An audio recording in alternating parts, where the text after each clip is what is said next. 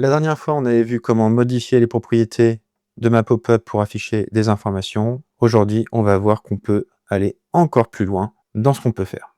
Dans ma propriété de la forme, là, vous voyez que mes départements, ils sont en bleu. Ce que je peux faire, c'est que je peux définir la couleur pour me dire, par exemple, je vais changer et ça va se mettre directement en vert. Si j'avais des icônes, je pourrais définir ma taille de mon icône ou l'image qui vient représenter mon icône. Dans mon tableau de données, quand je vais cliquer dessus, je vois que j'ai plusieurs options. Je peux soit supprimer un champ, donc là il va totalement disparaître, soit modifier ce champ et le renommer. Attention, quand vous faites modifier un champ, il faut vraiment que vous le fassiez au tout départ de vos manipulations. Si vous le faites au milieu, une fois que vous avez utilisé par exemple ces champs pour faire une référence dans vos gabarits de pop-up, vous allez casser votre formatage et vous devrez refaire une deuxième fois le travail. Et l'autre possibilité qu'on va avoir, ça va être celle-ci, c'est ajouter un champ. On va choisir texte long et on va appeler ça logo. Et je fais OK. Là, je viens de me rajouter un champ directement sur mon tableau.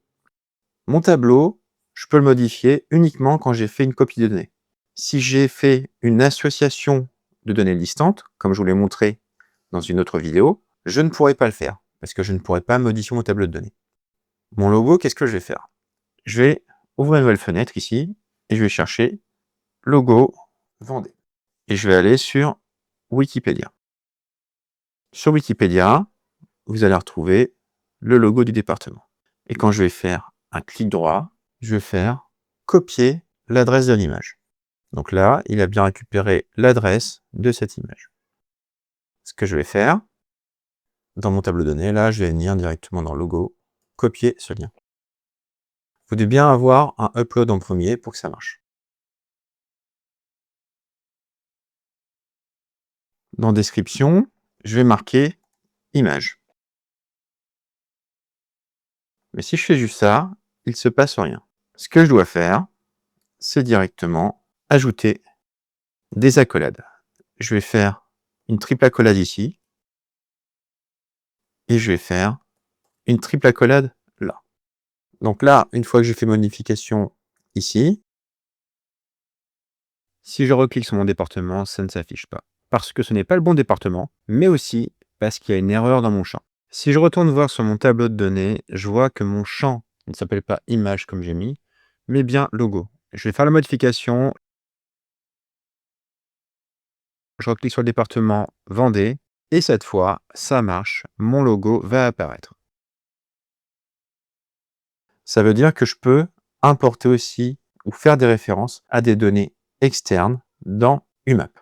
Avant de passer à la suite, ce qui serait bien, c'est qu'on aille voir comment enregistrer notre projet pour ne pas le perdre. Pour l'instant, tu vois que je n'ai pas de compte sur UMAP. Donc, ce que je vais faire, c'est que je vais cliquer ici sur Anonyme et je vais faire Connexion. Là, j'ai trois choix possibles. Je vais prendre le tout dernier qui ressemble à une carte avec une loupe.